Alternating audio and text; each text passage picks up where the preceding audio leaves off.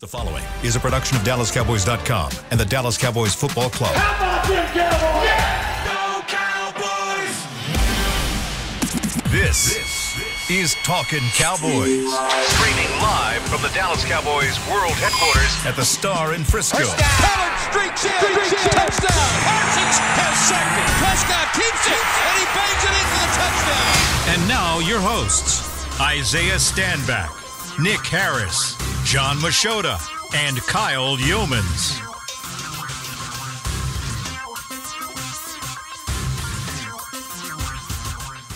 It's a Say It With Your Chest Friday here on Talking Cowboys, presented by Black Rifle Coffee Company, live from the Star in Frisco, Texas, and the SWBC studios. It is a Week 6 edition with Isaiah Stanback, with Nick Harris, Chris Beam in the back. I'm Kyle Yeomans. Gentlemen, how we doing today? Doing fantastic. Ready to attack this weekend. Get the extra day off this weekend. So. Turn up time. You know what I'm doing? What's that? Laundry. Woo! Yeah. Big time. Big time. Are you a once a week or once every 2 weeks laundry? I'm a once a weeker. Gotcha. Yeah, but it's really difficult to pack in when we don't have the off day, and so that's gonna be the nice thing to do this weekend. Tomorrow, if you want to know where I'm at, Tide Laundry Pods. There it is. That's where I'm at. Boom. I don't even know if they're a sponsor. I think they are. I know they are for the NFL. So at the very least, we get the overarching umbrella. There you go. Yeah, you're good. Yeah, you're good. You're safe there. It's a good play. What are you doing this weekend, Isaiah? State Fair, maybe? State. Y'all want to try and hit the dart and go to the State Fair? Got 3 soccer games. Okay. I think maybe four soccer games to attend for my kiddos. All right. I have work at my business. Mm-hmm. I have What time's boot camp on Saturday? 9 o'clock tomorrow morning, baby. I'll be there. Steadfast. Let's get it. I'm gonna get there. I won't be there. I will be in a deep I'll put in REM good work sleep. for you. I'll be in my REM sleep. So 4 soccer games. Going to a haunted house tomorrow for the first time in forever. Did you get your invite, Nick? To what? To the haunted house with Isaiah? Nah. I haven't gotten it either. Yeah, that's crazy. It's wild.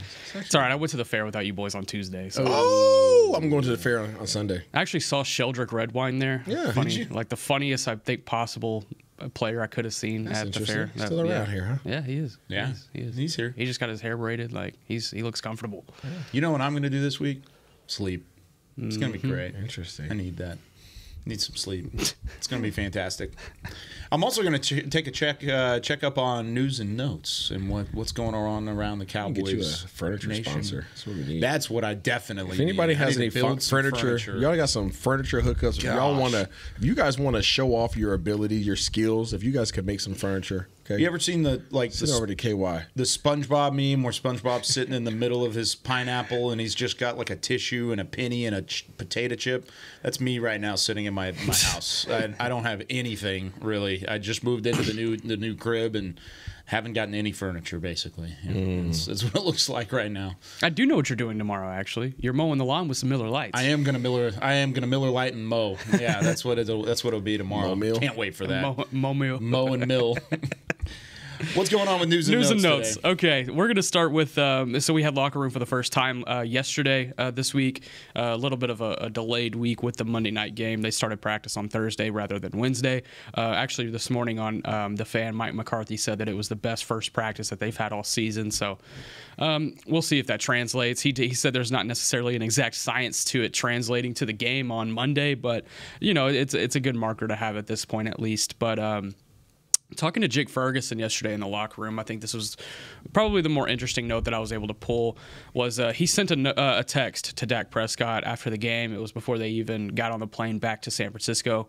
He said, "I'm with you till the wheels fall off." And when he was asked, why did you send that text? He said, "He's in that leadership role, and it's my job to follow him and run through a brick wall if he tells me to." I more so wanted to highlight Jake Ferguson's maturity here and just him not only stepping up into the tight end one role this year on the field, but also I think he's almost kind of cemented it with what he's been saying off the field, how he's approached this whole thing. I think if you had asked me this time last year, if Dalton Schultz was not in the building, who would be, comfortable enough to take over, I'd be pretty worried about the guys in the building at the moment. But Jake Ferguson, man, he's come in this season. He's taken the extra step in the run blocking. He's taken the extra step in this offense and getting open. He's becoming a favorite target of Dak Prescott. You just love to see that top to bottom from him. We haven't really talked about the tight ends as a whole, really since the beginning of the season, and there were a couple drops there, Peyton Hendershot, Luke Schoonmaker. And what have you thought about the tight ends, Isaiah, based off of what you've seen these last couple of weeks? And I like what I've seen from Jake Ferguson. I feel like the rest of the group has struggled to get off the ground, but so is the offense as a whole. So it's not like we're necessarily leaving anybody out there. I mean, I think this offense has struggled in its own right. But where do you think the tight ends as a young group are right now? Like everybody else, underutilized. I believe that last week they were condensed down to blockers, chippers, guys that were more concerned with protecting the QB versus getting out there and making some plays. That's not their. I'm sure they'll do whatever's asked of them, but that's not their preferred method of madness. I do have a feeling that these guys are going to have a showing this weekend, though. I do think that the tight end room will wake up. I as think pass catchers or as pass blockers? catchers? As pass catchers. I think that this defense allows for it if they continue to show what they've shown on film to date. This type of defense will allow for a lot of opportunities for the tight ends, and I think that there's a lot of guys in that room that want the ball, and I think they'll get their chance this week. One thing, I was talking with Jake Ferguson after the media scrum and just kind of catching up with him, and I can't say the exact words that he said. Why not? On air. There's a lot of reasons, but he basically said, "I'm ready to mess this stuff up. I'm ready to." He's like, "I'm ready to get more physical. I'm ready to completely." Fudge. He wants to flip a switch, is what he wants to do. That's what he wants to flip a switch. He wants to be more physical, wants to establish the bully mentality that I know Isaiah's been asking for it. I mean, that's what San Francisco has done for the last 3 years. And he's ready to start trying to set that tone early on. Now, he said he doesn't want to get penalty flags, of course. I mean, nobody wants that extra 15 yards and a personal foul. Up to the edge. But he said you gotta walk that line. He said you got to be the first one and just don't react. And that's kind of where he was talking about. I like that mentality from your tight ends, especially from guys like Schoonmaker and Ferguson, who are physical individuals. Utilize that. Yep. Use that bully mentality. You can be a great pass catcher as a tight end. I'm okay with that too. Travis Kelce had 109 yards in the first half last night. I'm okay with that. But if you aren't going to do that, then make your impact from a physical standpoint and try and enforce your will that way too. Does Dak trust the tight ends though? I think he's There's been building a that lot trust. of big drops this year. There have been Huge drops, actually. big touchdown drops. I think the there's third down drop this past week by Schoonmaker was huge. Yeah, that was big. I think there's trust with Ferguson for sure. As far as the rest of the guys in the group, I mean, we're already starting to see a little bit of fluidity there. I mean, Kewen getting activated to the active roster, Hendershot on the IR.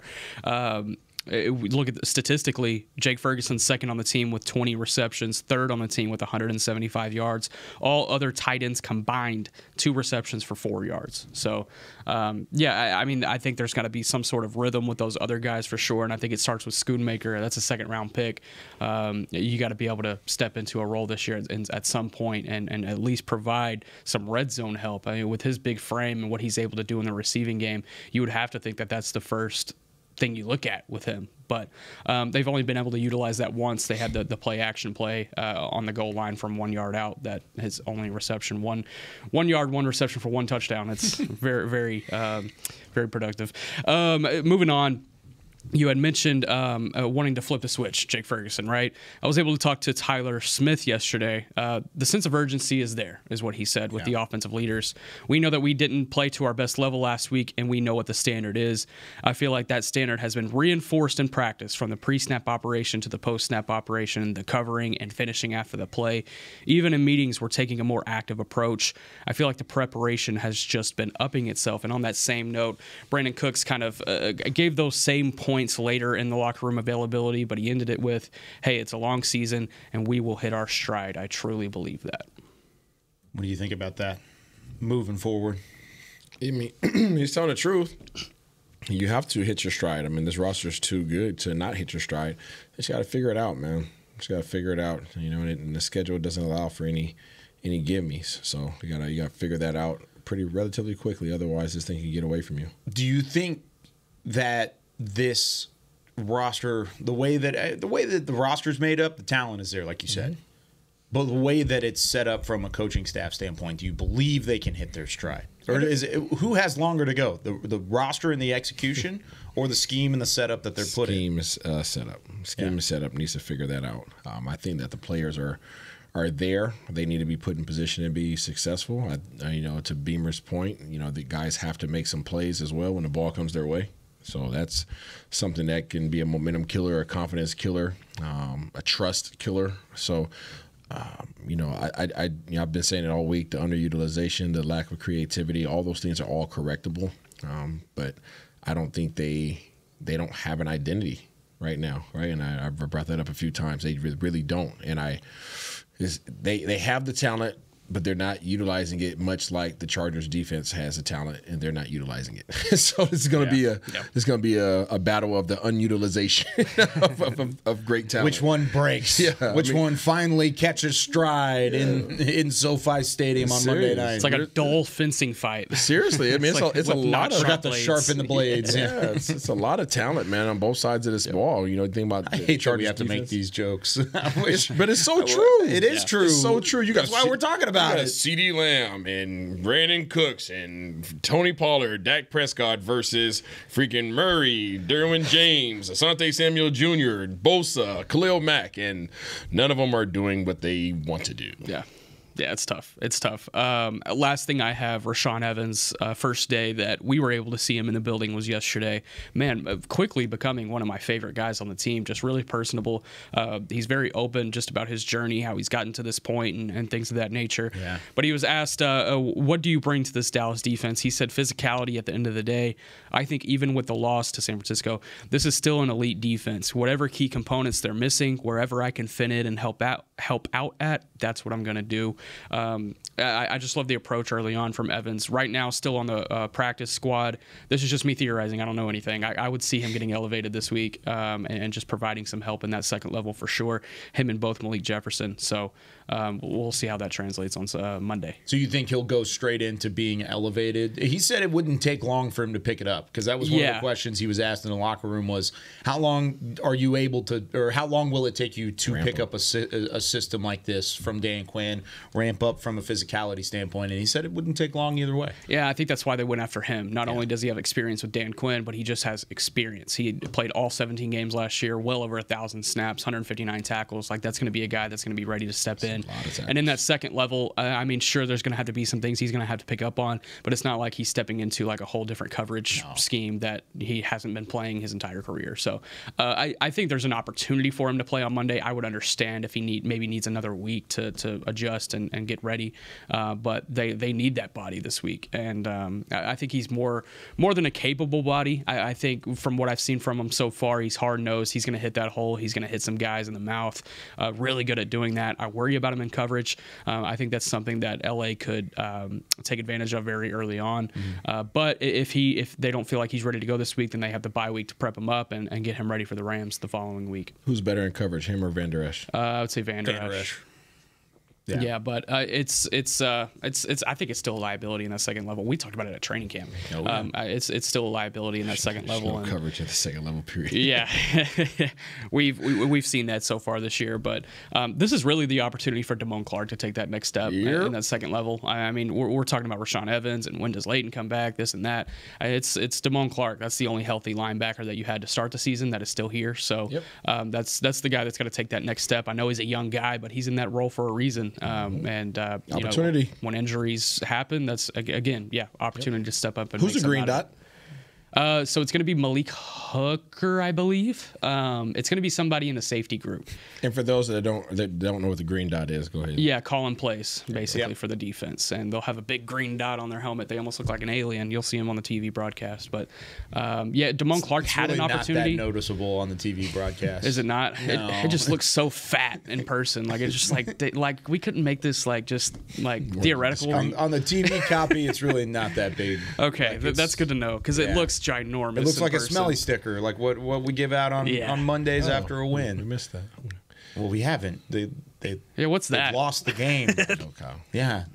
I forgot how to smell. It's like I got COVID again. Like that's don't like that. Bad. But Dan Quinn said it earlier in the week. He hadn't officially figured it out. But I think Malik Hooker was one of the names that he was looking at. Does that make you nervous that he hasn't already figured that out? Nah, there's enough defensive leaders on this team. I'm not worried about it. It's going to be somebody in the safety group, and honestly, it would make sense for it to be Malik Hooker because he's that one high. He gives that one high look. He sees the whole defense. So yeah, I'm not worried about it. He's got the experience. You've always been really on the Damone Clark train. I mean, I think as a show, we've all been very high on Damone Clark, and last year we talked about it a lot when he was coming off of the injury. What have you seen from him this year, and how he's kind of filled that role? Because he's the no question starter. Yeah.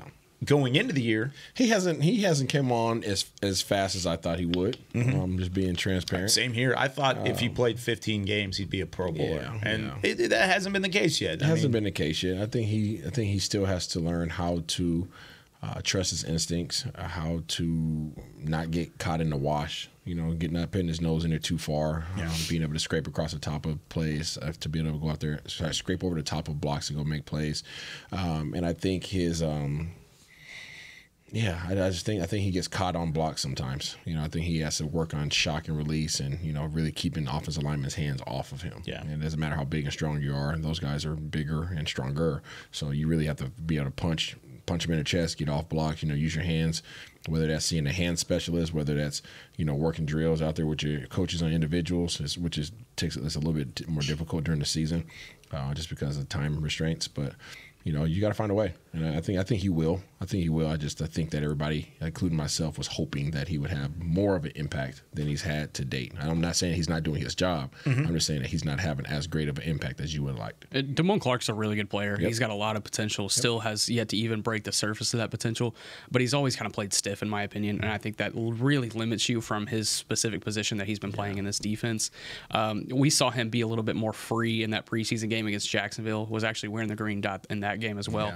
Played the first couple of quarters and was just all over the place. And I don't know if it's a scheme issue. I really don't think it is. I think it's him just being a little bit stiff in movement, maybe not believing and trusting in what he can do. An instinct, it's an instinct thing. Maybe that does pick up as his career goes on, but at the very end of the day, he still moves like this. Like let's get him a little bit more free. Let's loosen up a little bit. More yoga. Some of that should have hopped in with the rookie yoga. Get with the rookies. Can we tell that story really quick? Yeah. So of course. Yeah. So the other day, I believe that was Tuesday. Yep.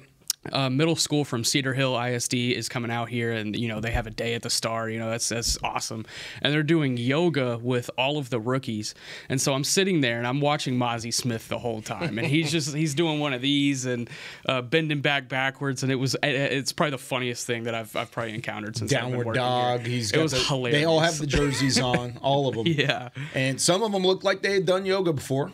Yeah. And there's a good amount of them that looked like they had never touched it. Yeah, Eric Scott was just fluid. Deuce Vaughn was doing looking like a human pretzel, But Mozzie Smith, not so much. Yeah, there were a couple of moves where he just had to sit there. He was like, I don't know about this one. It was part of Mental Health Awareness Day. And it was really cool to see the middle schoolers come out. And like you said, it was good comedy. It was good fun comedy. Solid. It was super good. solid. Question. Apparently the rookies had a really good time. Nice little reset button. That's what Luke Schoonmaker said. Somehow Brandon Aubrey escaped that, by the way. What? Yeah, I know. He got away with not having to do that, but Josh Butler was out there, so it's like interesting. It was funny. Anyway, what's your question here, Isaiah? You look if like you're you're the up to Chargers. you look inquisitive. If you're the Chargers defense, what do you feel like you have to stop? CD. The run game. The pass game has not proven to me, if I'm the LA, it hasn't proven to me that it can be deadly this year, but the run game, it has shown that it can open up the offense. Then I would look at the run game first. I get what you're saying, but also the threat of CD is always there. For sure. I mean, CD's a top 5 receiver when utilized in the right way in the NFL. Golly. In the right way. Sounds like you really feel if he's utilized. Oh, he had a bad moment on the broadcast last night. I did have a really bad moment. Instead of punt, I almost said a different word. Because I was trying to say catch and then punt. I had to reset. Yeah, it was. I was like, it was bad. Kyle. It was really bad. High school broadcast. No, you can't go back and watch it. So there you go. There's receipts.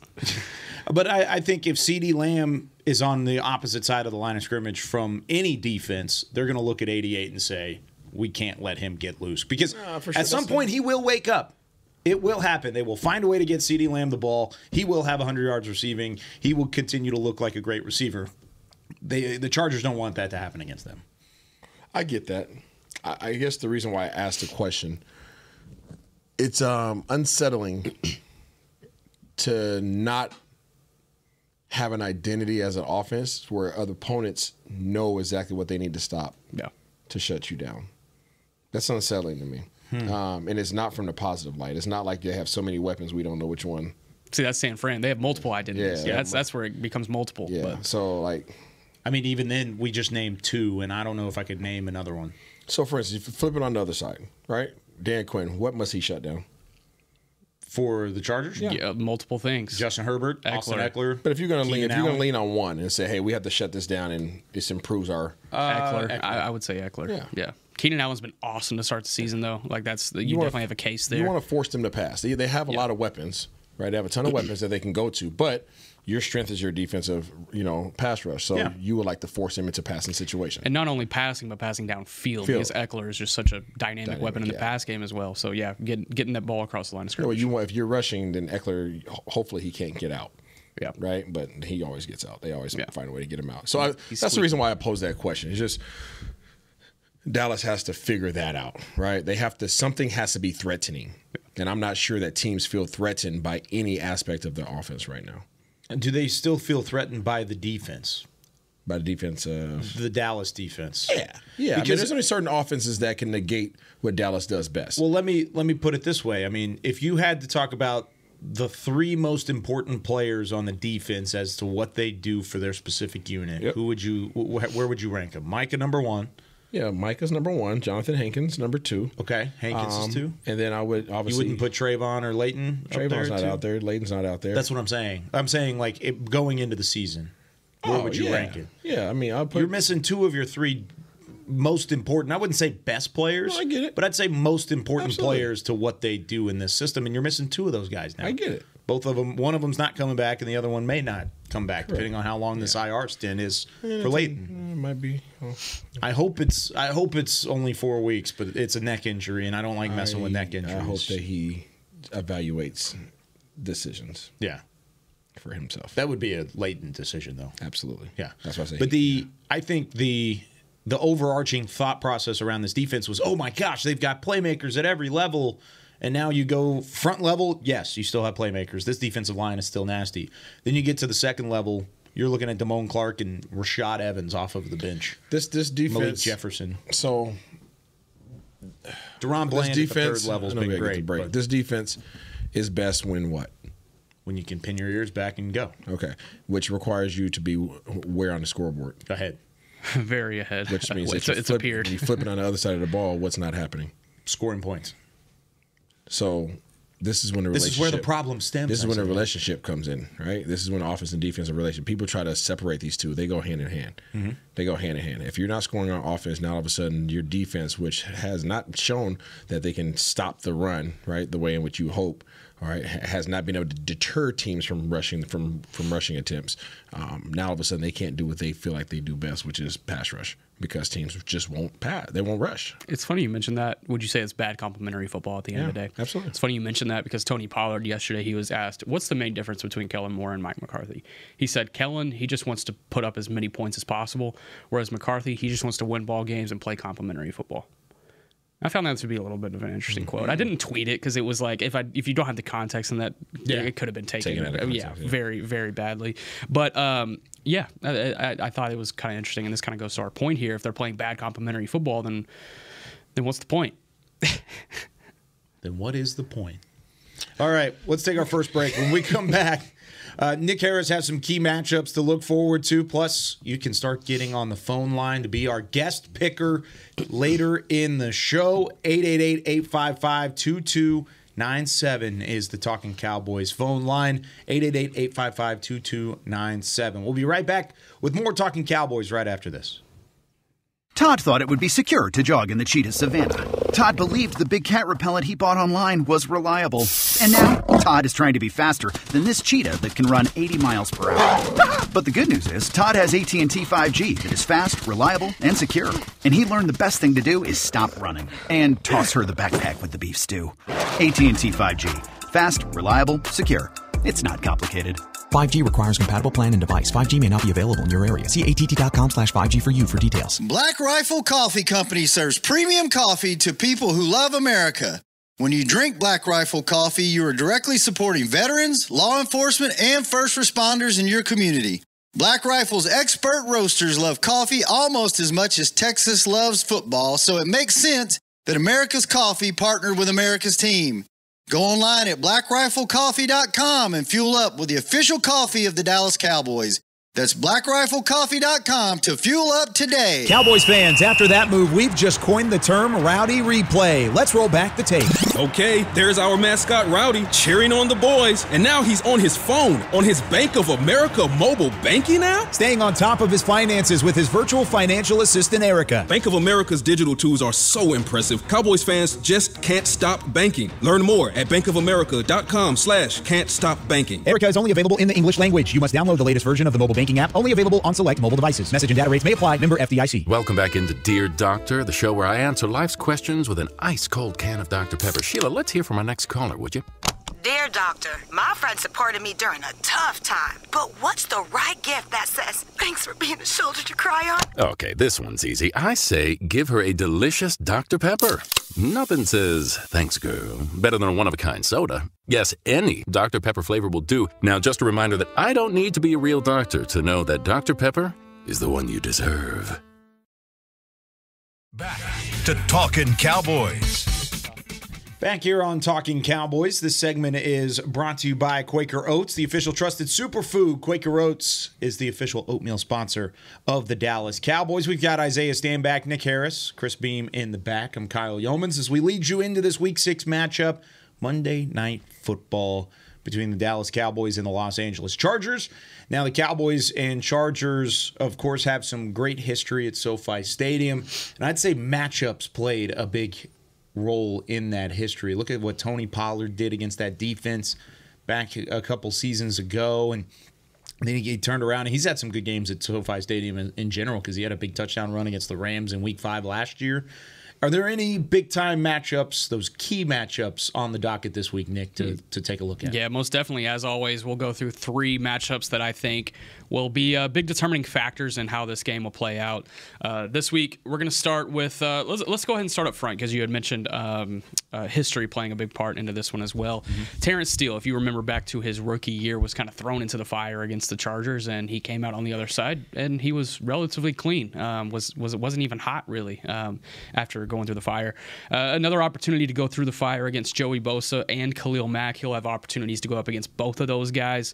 Now, Terrence Steele, I think something that's really plagued him so far this season is pre-snap penalties, and both of these guys they love to mess around up front and make things a little bit difficult pre-snap as well.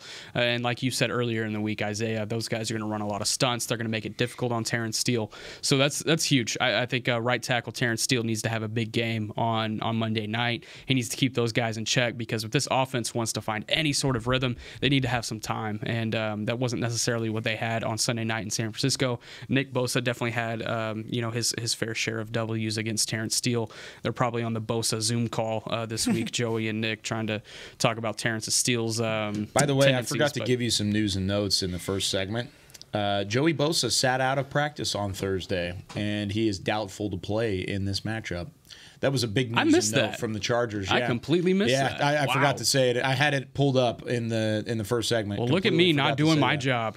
No, that's good. I mean, it was a thing yesterday that just kind of popped up. He missed Week 4 against the Raiders, and that was part of when Khalil Mack decided to do Khalil Mack things and go ahead and there's another guy on the other side. Put up 6 sacks. Yeah, yeah. So he just decided to put the production of 2 guys on one. Yeah, pretty much. Yeah, just put up 6 sacks. So still phenomenal.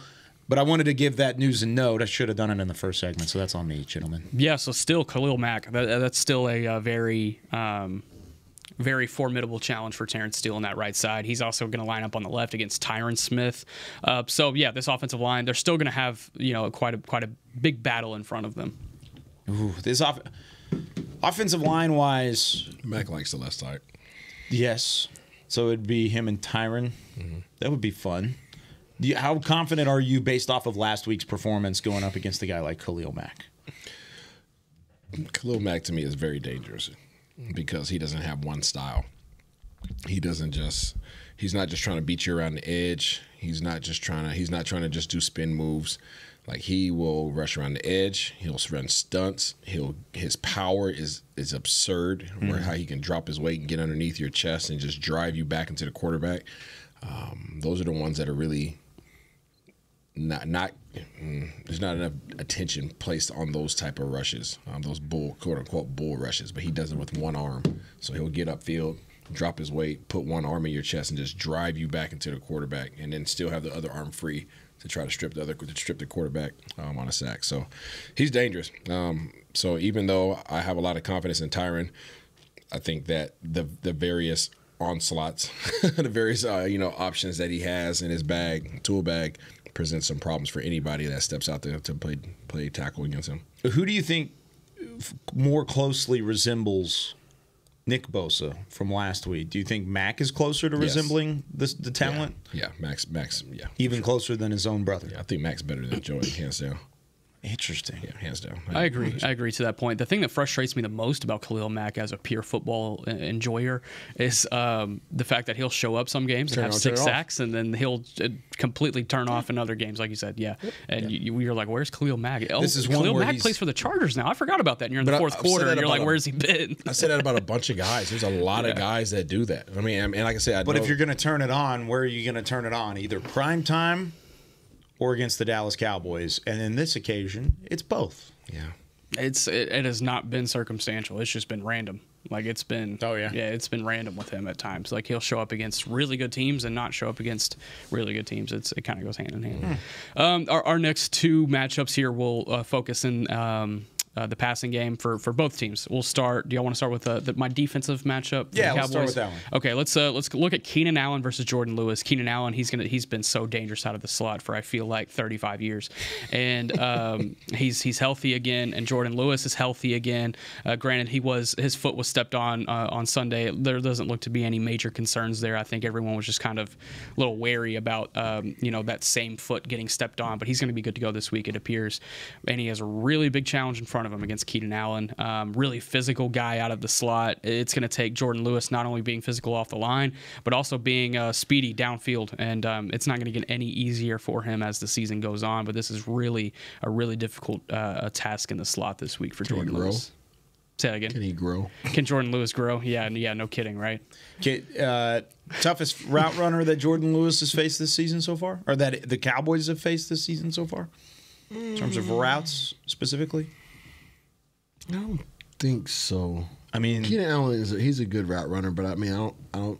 Would you say this Chargers group is a better route running receiver group than? Okay, I was trying to catch you there. Yeah, I was trying to. You were about to get right back into the conversation from earlier in the week. I would say that absolutely. Dun. I shouldn't have gave that sparkle in my eye. I was like, you think? Were way too excited about it. Keenan Allen, you just never know what he's going to do. Yeah, and they do a great job of freeing him up. Even though J. Lou, even if J. Lou tries to track him, he's not staying in the slot. He'll line up in the slot. He'll motion outside, and now he's on Deron Bland. They create the matchups they want. Mm-hmm. Yeah, they find a way to continue to. I'm interested on how they utilize the guys outside of Keenan Allen as well. The Josh Palmers, the Gerald Everetts. I mean, these smaller names, but still very talented players. I think Josh Palmer's a really good player. He's a deep threat too. Yeah, goes up, gets the football. One of the times I was watching him on film, I think it was against Miami. Yep, he went up and high pointed a ball really nicely, and I was like, oh, that would be interesting to see up against a guy like Stephon Gilmore. Stephon Gilmore does a great job of being in the right place at the right time. But can he still get up and high point a ball and knock it away whenever it's thrown like it is from Justin Herbert? That's my biggest question. Everett's very underutilized as well. I mean, he's very capable in terms of route running. Tell that to my fantasy team. It's really confused me why Quentin Johnston hasn't really gotten going yet. Yeah, that's really confused me because coming out the draft process, really loved him because he has that combination of size, physicality, and downfield speed. Yeah, he can run very, very fast. And Juggernaut. Man, if he doesn't work out, that's like the 4th TCU receiver in the last 10 years that has gone in the first round that wouldn't work out. And it's just like, wow. Like, when is it going to become a TCU problem? Maybe like a blacklisting deal. Yeah, because you got like Michigan defensive lineman if Mozzie doesn't work out. You got Jalen Reagor. You got Josh Dotson. Now you got Quentin Johnston. There was another one in there too. I can't think of it off the top of my head. A couple Baylor guys in there too. Yeah, but maybe you just have to wait for them to go undrafted and pick them up out of the USFL, Kevontae Turpin. How do you feel about the defensive backs of the Dallas versus the Chargers if they just decide to go jump ball the entire game? Yeah, I don't love it because the Chargers have the biggest, most physical receiver group, not only this year, but like in the last 20 years that I can remember. Yep. And the most accurate quarterback throwing them the football. Yeah, it's a dangerous game. And Kellen Moore is perfect for that system as well. He's going to put those guys in positions to succeed. I think that offense is only going to get better as the season has gone on. Like 2-2 is not indicative of what that team is. Like they're 5 points away from being 4-0. It's a really good team, and it starts with their offense and what they do with their receiver group. You think about this Cowboys team and how desperate they are going into this matchup. Los Angeles is very good. He had such a good point. Darn. I know, it is a good point. It's very good and also very desperate at the same time. I mean, they're feeling the same thing because if they go 2-3, they got to win in their conference. They've got to win in their division. There's no way that they sneak their way into the playoffs. I mean, that's the thing. They've got to win this week too. So both teams are desperate on both sidelines, and whoever comes out on top will feel a little bit better, but still have a long way to go. And if the Cowboys lose, that's a tough taste in your mouth going into the bye week. Really tough. Like 3-3. Yeah. Two straight losses. How does that one sit? Not only the really big loss in San Francisco, then you go out and you take an L to the Chargers as well. Man, that would be tough. Last matchup we'll get into before we get into picks. Asante Samuel versus what I think he'll see most on Monday night, Sedarian Lamb. So I think this is going to be a really fun matchup, not only on the heels of CD's kind of frustration effort against San Francisco and him wanting to get the ball more. I think there's definitely going to be an emphasis there on getting CD the ball more. We've been hearing that all week, and every time somebody talks in front of the press, that's a talking point that's brought up.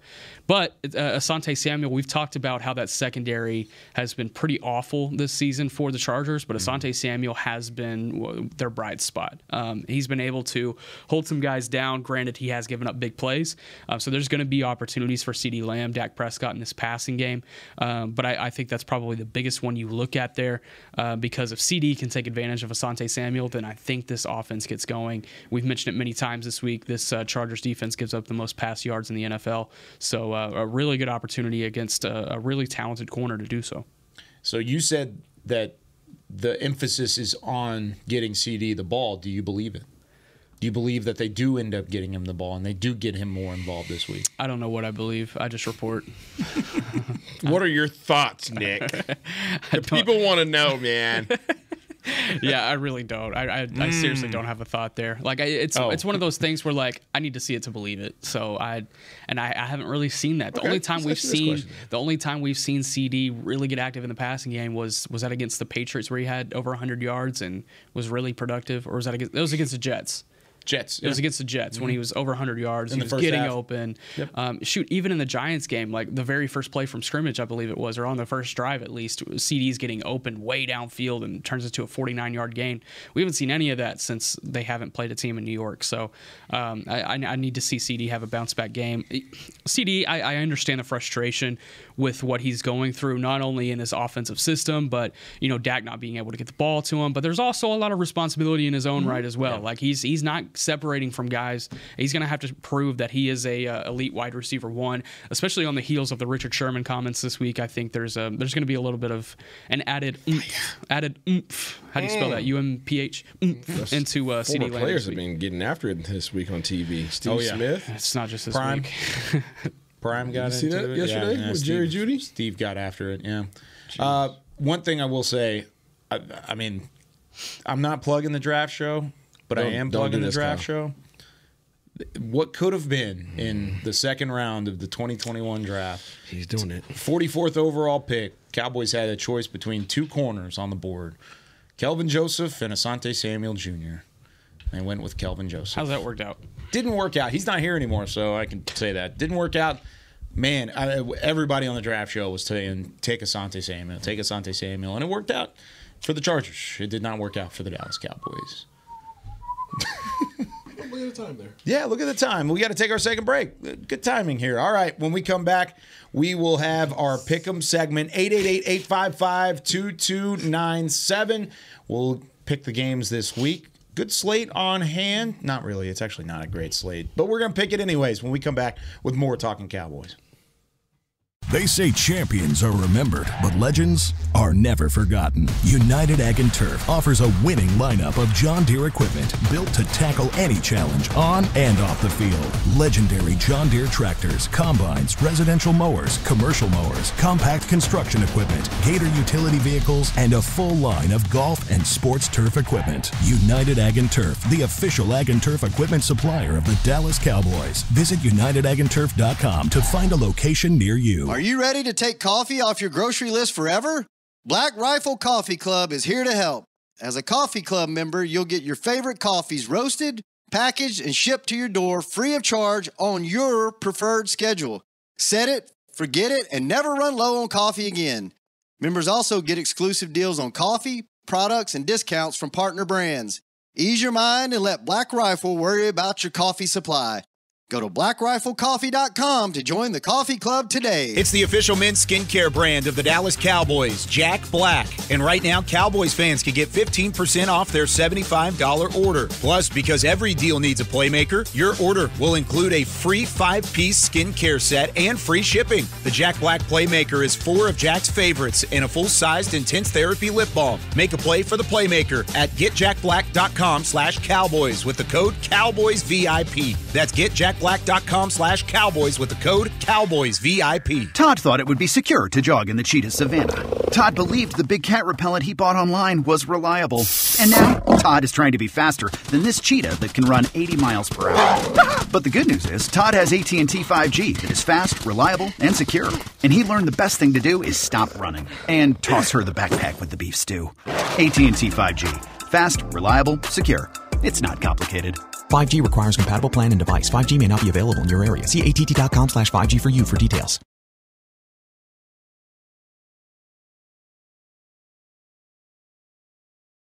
Back to Talkin Cowboys. Back here on Talking Cowboys on a Say It With Your Chest Friday. This segment is brought to you by Invisalign, the official smile of the Dallas Cowboys. As it's time to go into our Pick'em segment, gentlemen, I have a confession to make. What's your confession, Kyle? I think I messed up the standings. Oh, no. So I got to go back and review it before I update the standings. Am I in first? No. Then you messed up. No. I didn't mess up that bad. Don't worry about that one, sir. Don't worry about that one, sir. But we will give an update on the Talking Cowboys Pick'em standings very, very soon. As of last week, the standings read myself and the fans in first, followed by Isaiah 2 games back, followed by Nick and John tied at an even 500. This is before last week, right? This is before last week. This is not currently, because I messed this up. So I'm coming. Coming back. Yep. Don't call it a comeback. Because I've been here. If your pick'em skills are as good as your water bottle shooting in the middle of the break, it's you're in for a long. Well, it season. was like goaltending. There's like a corner of like a desk in the all I hear is excuses. That's all I hear. It was bad. All right, time to make some picks. Big golf guy over here. Big golf guy. Cynthia in Laredo is on Talking Cowboys. Cynthia, what's going on? Good morning, guys. Good morning, How Miss are you? Cynthia. I'm fine, thank you. It's about time you got a female on the show. That's right. I agree. I'm not going to lie. I agree. Congratulations on being the first and definitely not going to be the last, for sure. All the ladies out there, give a call. Hold it down for the ladies, Miss Cynthia. Thank you. I just want to thank you guys for putting on great shows. I watch all the podcasts, and you guys are up there with everybody else. Which one's your favorite, Miss Cynthia? My favorite, and can I be honest? No. Yeah, be honest. I love Nate. I respect that. That's allowed. That's allowed. As long as you didn't say the one that goes at 11 o'clock, then I'm good. I love Nate. I love Nate too, honestly. Good so people. yeah, I'm right there with you. That works. That's a great job. That's also my favorite podcast. You can't say that. No, that's not allowed. All right, here's our pick'ems, Cynthia. We'll start with the Vikings at the Bears. 2 teams with just 1 win on the season. Do the Vikings get a road win, or do the Bears continue their hot streak after putting up a 40-burger last week? Isaiah, Justin Fields, baby, he's catching fire. Ooh, let's go. Jay Fields. Jay Feezy. No Justin Jefferson. Give me the Bears in this one to get the job done at home. I hate picking this game. You like that? Kirk Cousins. Oh, you go cousin Kirk. It's noon Kirk Cousins. Are we serious? It's noon Kirk Cousins. He's like 87-1. Confident Justin Fields. I'm taking the Vikings. Cynthia, who you got? The Bears. The Bears. I'm okay with this. The Bears. Fine. All alone on an island over there. All right, the Saints at the Texans. Two teams in the same division, of course, the 3-2 Saints versus the 2-3 Texans. CJ Stroud has been playing some unbelievable ball so far. Cynthia, we'll let you start this one off. Saints at Texans. Hey, Texans all the way. H-Town, right? Yeah, I'm going to take the Texans as well here. I especially at home. I think CJ, like you said, is starting to find his stride. Give me Houston. Just because this is Houston hate week for the next 2 weeks since they're in the ALCS against my Texas Rangers, give me the New Orleans Saints to beat the doors off of the Texans and get it done. They will be the only Houston team to win on Sunday. Bang. Bang. That's what I like. We missed again. Let's try that again. Yeah, try it again. There we go. All right. All right, what you got, Isaiah? Come on. Paul Wall, baby. Yeah. Johnny Dang. All right, Colts at Jags. Ooh, this is a tight one. Both teams 3-2. Is it? You sound confident. You want to start it off? One team has their starting quarterback. One team does not. Mm-hmm. You like Gardner Minshew, though. You like that? I do like Gardner Minshew. However, I think that the Jaguars have too much offense. Yeah, give me the Jags in this one, too. Jacksonville to win it. Same. Jacksonville. Cynthia? Jags all the way. All right, Patriots at the Las Vegas Raiders. Both teams trying to find some sort of rhythm. Give me the Raiders to get this one done. I think Devontae Adams has a big day. Nick. Man, this is actually kind of a tough one just because both of these teams are so Jekyll and Hyde at times. I'm going to take the Raiders in a close one. I don't feel confident about it, though. What you think, Isaiah? I'm going with the Raiders. However, I do believe that Will Grier ends up playing. Wow. Think he comes in? Think he becomes the new starter. Wow. Hey, really quick, Nate Newton just texted me and Isaiah and says, "Thank you, Cynthia." So, sending you a personal message, Cynthia. Thank you. That's great. I want to talk to him.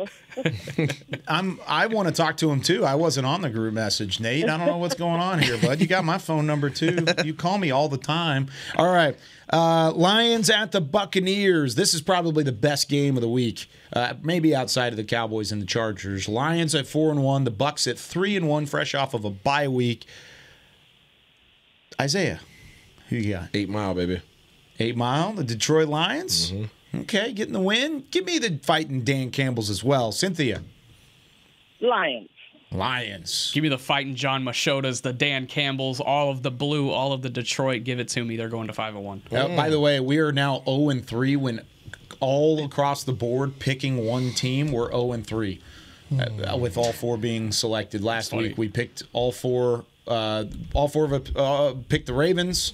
And the Steelers ended up winning. So I remember that. So congratulations on the Tampa Bay Buccaneers on your win because everybody picked the Lions. All right, here's the one we've been waiting for. Cowboys at the Chargers on Monday Night Football.